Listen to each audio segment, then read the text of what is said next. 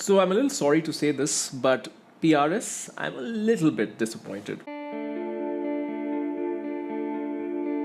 Hi everyone, welcome back to the Ministry of Guitar. I'm Utkarsh coming to you from Singapore.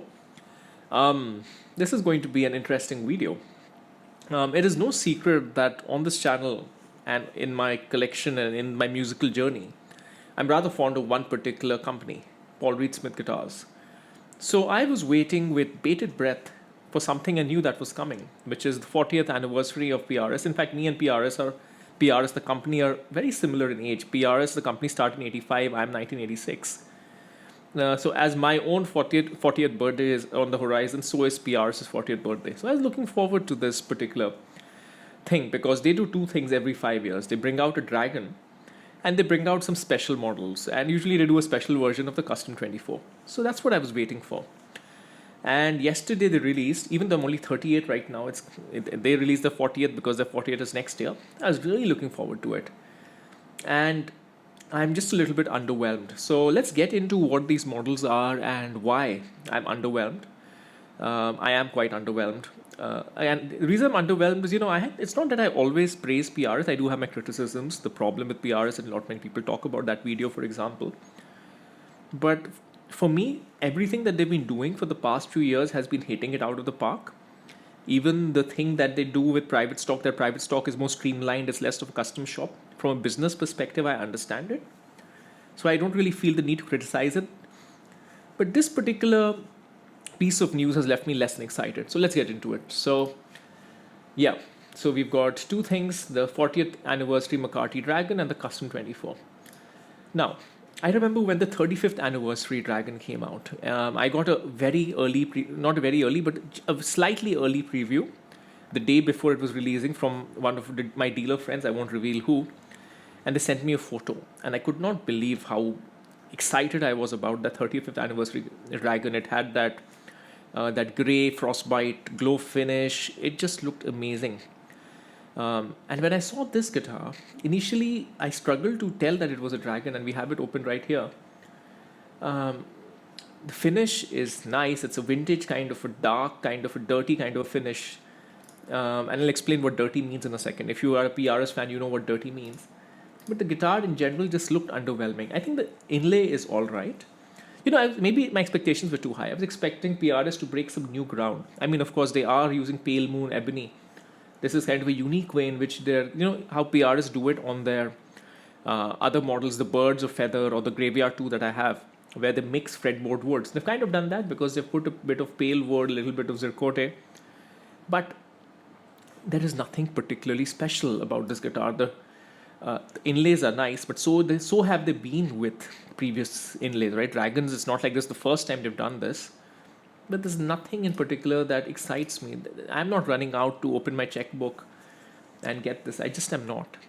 Maybe it's a very, very personal thing, but this kind of a dirty color, and I'll tell you what dirty means in a second. So let's look at the specs of this.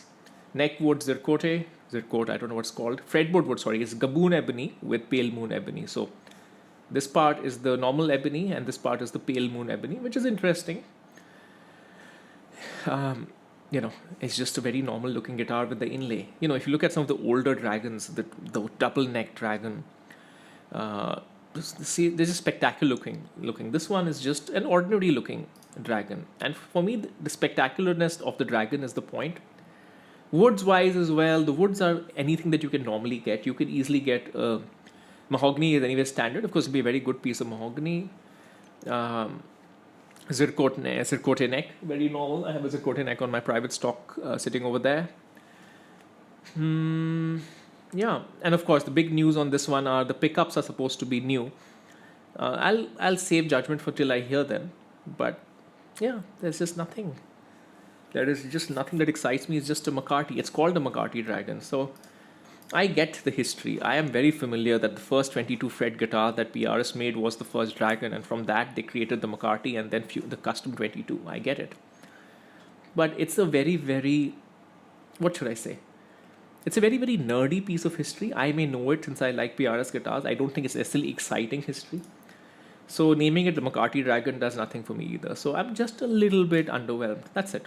I don't like the color. Maybe it just boils down to I don't like this color. What is this color called anyway? I can't see what the color is called. Is it called burnt chestnut? What a boring name for a color. Of course, it looks okay. The top is kind of all right. We'll get into the tops in a second.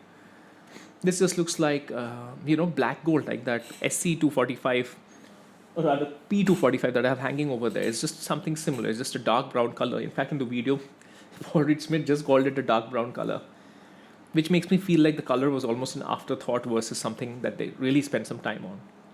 It's been a while since PRS has come up with some of their outstanding colors, right? When they first came out with, what's it called? Northern Lights, for example. I'll just open some up over here. Like some of these colors that PRS has, Northern Lights, just so spectacular. Like, just look at it. Look at Frostbite. Let's see the last dragon, PRS Frostbite Glow Dragon. The last dragon, my god, it was such an outstanding looking guitar. Yeah, this guitar is looking very good to me right now, very honestly. I tried one of these, by the way, the old dragon. It's just that I was like, why am I paying $20,000 for a inlay? I don't care about the inlay that much. So it did never appeal to me. It played just like a normal PRS guitar. That's why I haven't gotten one. But now the old Dragon with the smoked black hardware, the special Paul pickups, the TCI pickups, which are different from the other Dragons, it's kind of appealing to me. What is also appealing to me, I think it's on the World Guitars website itself. World Guitars is a pretty nice website for very unique PRS guitars. Let's look for it. Sorry, a little bit of a detour, but I'm sure you guys don't mind. Yeah, this is the one that I'm really interested in. Not that I'm planning to buy it, but look at that. Look at the inlay work on the body. This is the dragon with the single cut dragon with the Brazilian rosewood neck and inlay all over the body. Yeah, this is a pretty special thing. And a little bit of the inlay extending into the neck. So yeah, that's the one that interests me. Anyways, enough about the dragon. Let's get to the other one. Let's get to the 40th anniversary Custom 24. I looked at it, again, not particularly excited by the colors. Maybe that's the starting point, that it's got tiger eye and it's got sub-zero smoke burst. But folks, look at this top. This is an anniversary guitar coming with artist grade tops. That is not a particularly nice top. And I've alluded to this problem of late. It's a very superficial problem, but it's a problem nonetheless when you think about differentiating more expensive guitars. Because remember, cheaper guitars have become very functional. It's now these quote-unquote luxury features that make the difference. That is a normal top. 10, 15 years ago, that would be a normal top for a PRS. Now it's an artist top. So the kind of flame or figuring that you get on tops, the level of that has been heavily declining. Which is why I keep saying that mid-2000 PRSs are amazing deals, because you can get such amazing tops. Yes, the hardware may be a little bit dated. When I say hardware, I mainly mean the pickups. You can always swap out to whatever pickups you like. And they're incredibly well-built machines. I talked about this in my other video. Whereas the new PRSs these days, for me, they're just not special enough in terms of the kind of wood you're getting on them, purely because of supply and demand. It's not that PRS is doing anything wrong. So yeah, these two colors. Tiger's Eye, again, a very normal color. This color's been around for years. So what makes this special? The carve of it. So this is the original carve from 1985-86. I have an original one. It feels a little bit different, feels a little bit more compact. Let me check though whether it has the small heel at the back. No, this has the regular sized heel.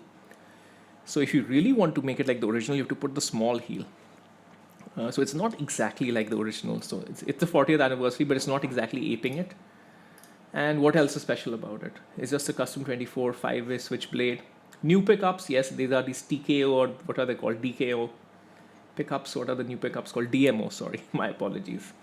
Again, I need to hear them to be convinced about it.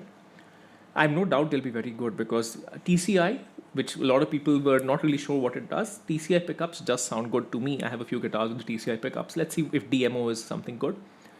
That's it. It's just a custom 24 with old school birds that are okay looking. They're a little less sophisticated than some of the non-newer birds you can get. They're okay looking. It's got a slightly different body shape, which you won't really notice. It's got a little eagle on top, which is like, okay. So yeah, underwhelming. This is the 40th anniversary. I was really hoping for more. So yeah, that's why I'm a little bit disappointed. Now, what would I have liked to see? I have to kind of separate the fan, my personal preferences, and the company, and what would be a sound business decision for the company. I would really like to see PRS getting a little bit more into the modern instruments. Let me explain what I mean. A lot of PR's success in the last 5 to 7 years, ever since the McCarty 594 and the Silver Sky, has come from getting into the traditional market. They made a Les Paul, the 594. They made a Strat, the Silver Sky. And that massively transformed their fortunes. Now, the reality is that for me, traditional instruments are okay, but I really like modern instruments, right? So I would love to see a 7 string, a core 7 string. This has been something I always, on every new PRS launch, I always ask, when is the core 7 string coming? But I understand the market is not big enough. But I would like to see a more modern bent on some of the PRSs. It's a difficult one because reality is, look at the colors, look at the models. It's just a traditionalist. Even the colors that they've chosen for this, the dragon and everything. The last dragon was very modern with the frostbite. This is a very modern dragon. Look at this color. However, this dragon is a very traditional dragon. Look at that color.